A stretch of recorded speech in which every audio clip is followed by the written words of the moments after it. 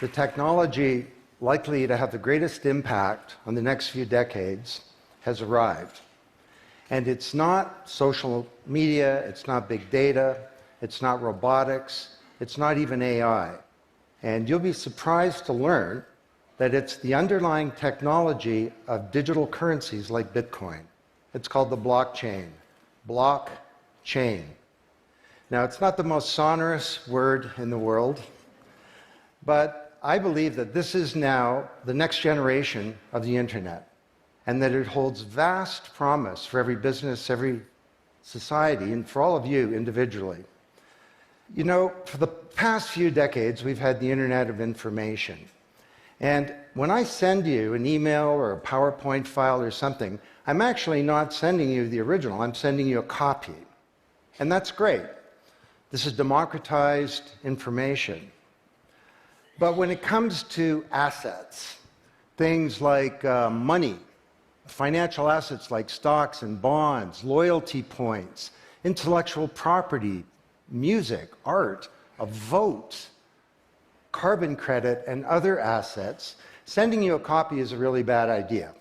If I send you $100, it's really important that I don't still have the money and that I can't send it to you. So this has been called the double spend problem by cryptographers for a long time.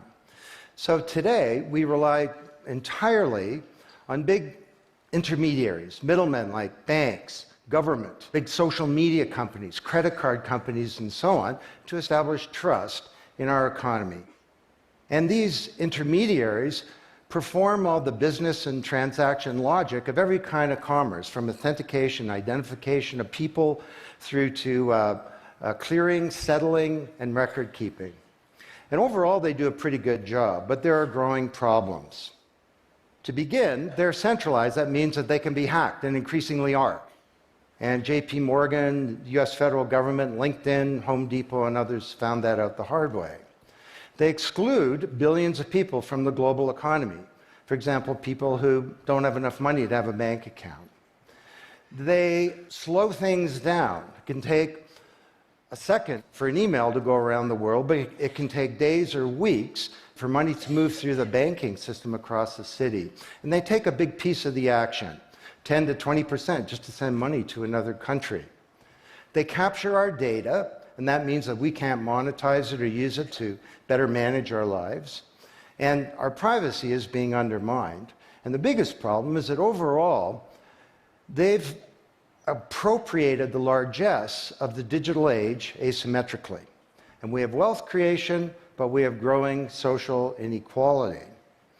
So what if there were not only an internet of information, what if there were an internet of value? Some kind of vast, global, distributed ledger running on millions of computers and available to everybody, and where every kind of asset, from money to music, could be stored, moved, transacted, exchanged, and managed, all without powerful intermediaries. What if there were a native medium for value? Well, in 2008, the financial industry crashed, and perhaps propitiously, an unknown or anonymous person or persons named Satoshi Nakamoto created a paper where he developed a protocol for a digital cash that used an underlying cryptocurrency called Bitcoin. And this cryptocurrency enabled people to establish trust and do transactions without a third party. And the seemingly simple act set off a spark that's ignited the world, that has everyone excited or terrified or otherwise interested in many places. Now, don't be confused about Bitcoin, okay? Bitcoin is an asset. It goes up and down, and that should be of interest to you if you're a speculator. More broadly, it's a cryptocurrency. It's not a fiat currency controlled by a nation state, and that's of greater interest. But the real pony here is the underlying technology. It's called blockchain. So, for the first time now in human history, people everywhere can trust each other and transact peer-to-peer. And trust is established not by some big institution, but by collaboration, by cryptography, and by some clever code. And because trust is native to the technology, I call this the trust protocol. Now you're probably wondering, well, how does this thing work? Fair enough. Assets, digital assets like money to music and everything in between, are not stored in a central place, but they're distributed across a global ledger using the highest level of cryptography.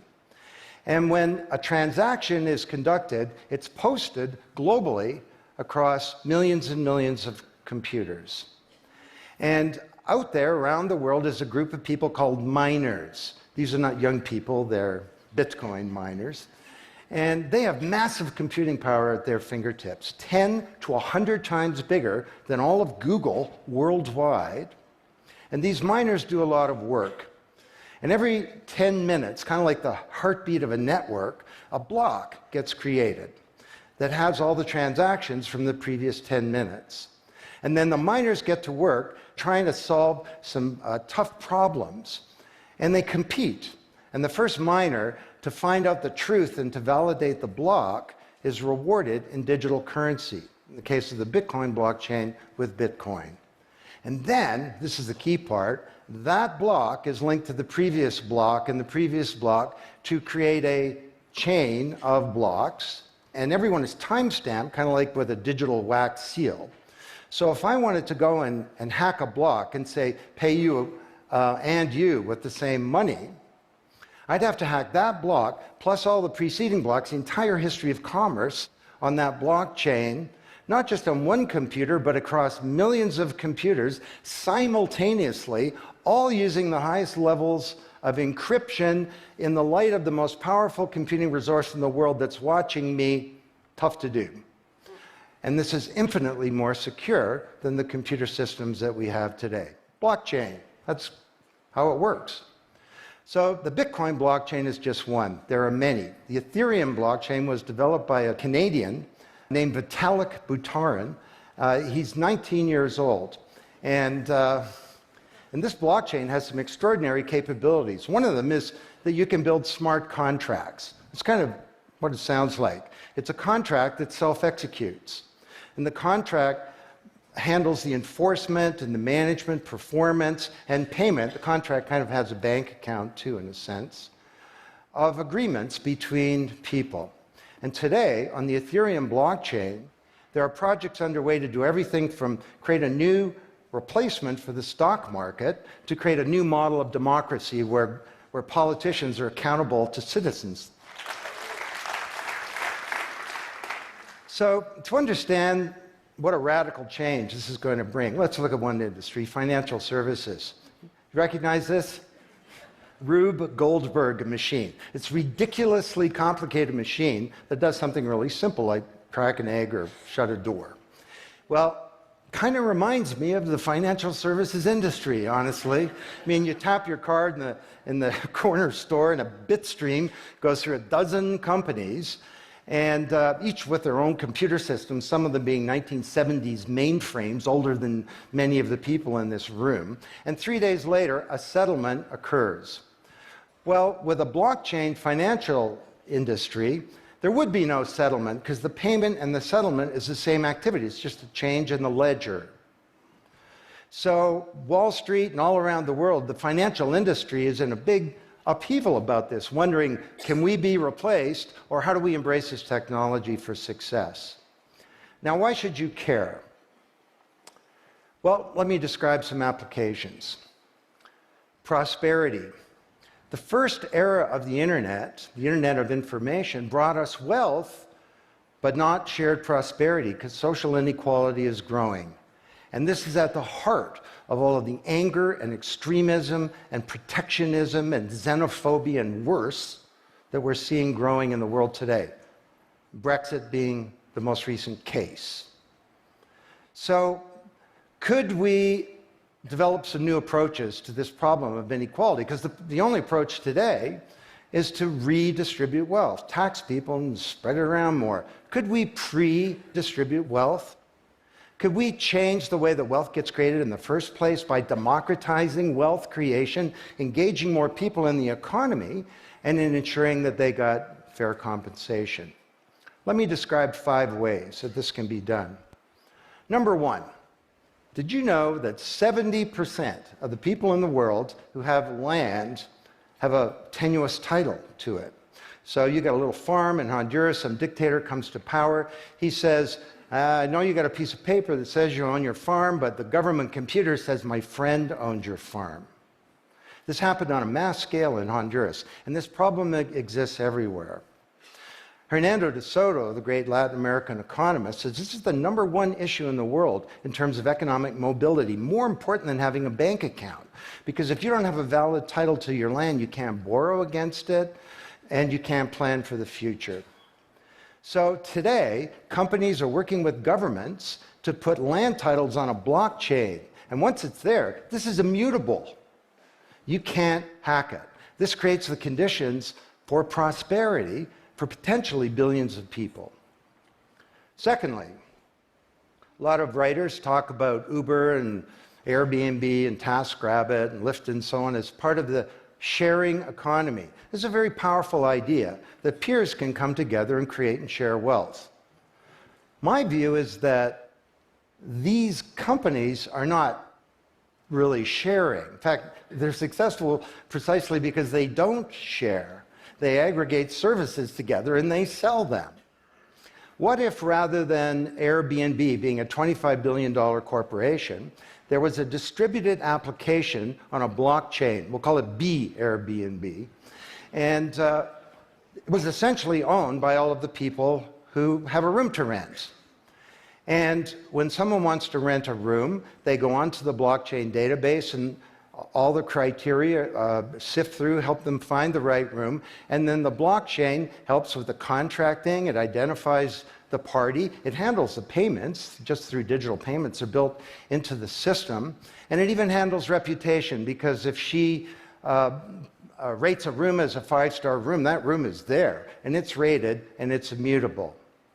So the big sharing economy disruptors in Silicon Valley could be disrupted, and this would be good for prosperity.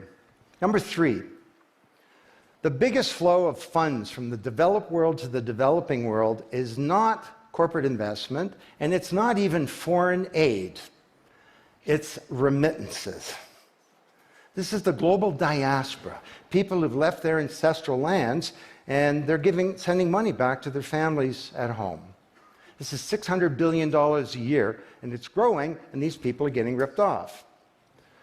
Annalie Domingo is a housekeeper, and she lives in Toronto, and every month she goes to the Western Union office with some cash to send her remittances to her mom in Manila. It costs her around 10%. The money takes 4 to 7 days to get there. Her mom never knows when it's going to arrive. It takes 5 hours out of her week to do this. 6 months ago, Annalie Domingo used a blockchain application called Abra. And from her mobile device, she said $300 went directly to her mom's mobile device without going through an intermediary. And then her mom looked at her mobile device, it's kind of like an Uber interface, there's Abra tellers moving around. She clicks on a teller that's a 5-star teller, he's 7 minutes away. The guy shows up at the door, gives her Filipino pesos, she puts them in her wallet. The whole thing took minutes, and it cost her 2%. This is a big opportunity for prosperity. Number 4, the most powerful asset of the digital age is data. And data is really a new asset class, maybe bigger than previous asset classes like land under the agrarian economy or an industrial plant, or even money. And all of you, we create this data, we create this asset. And we leave this trail of digital crumbs behind us as we go throughout life. And these crumbs are collected into a mirror image of you, the virtual you.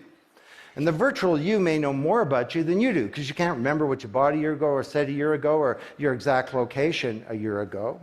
And the virtual you is not owned by you. That's the big problem. So today there are companies working to create an identity in a black box. The virtual you owned by you. And this black box moves around with you as you travel throughout the world, and it's very, very stingy. It only gives away the shred of information that's required to do something. A lot of transactions, the seller doesn't even need to know who you are. They just need to know that they got paid. And then this avatar is sweeping up all this data and enabling you to monetize it. And this is a wonderful thing, because it can also help us protect our privacy. And privacy is the foundation of a free society. Let's get this asset that we create back under our control, where we can own our own identity and manage it responsibly. Finally,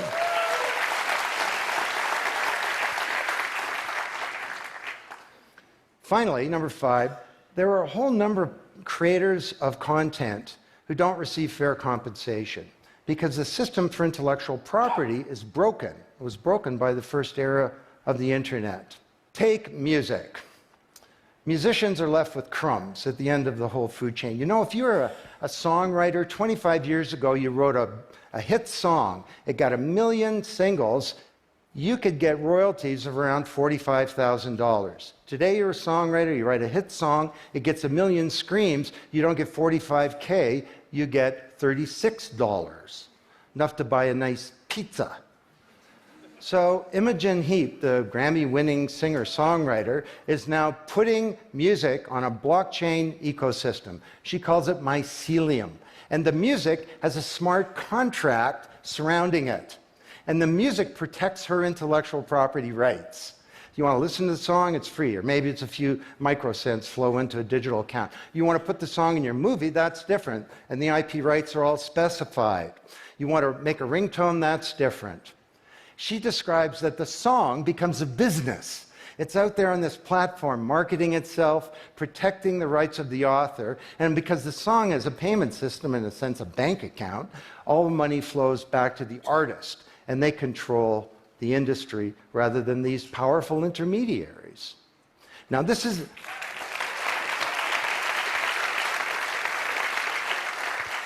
not just songwriters, it's any creator of content, like art,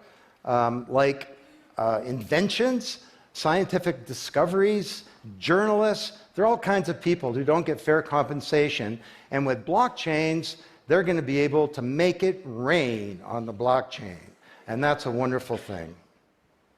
So these are 5 opportunities out of a dozen to solve one problem, prosperity, which is one of countless problems that blockchains are applicable to. Now, technology doesn't create prosperity, of course, people do. But my case to you is that, once again, the technology genie has escaped from the bottle, and it was summoned by an unknown person or persons at this uncertain time in human history, and it's giving us another kick at the can, another opportunity to rewrite the economic power grid and the old order of things, and to solve some of the world's most difficult problems, if we will it. Thank you.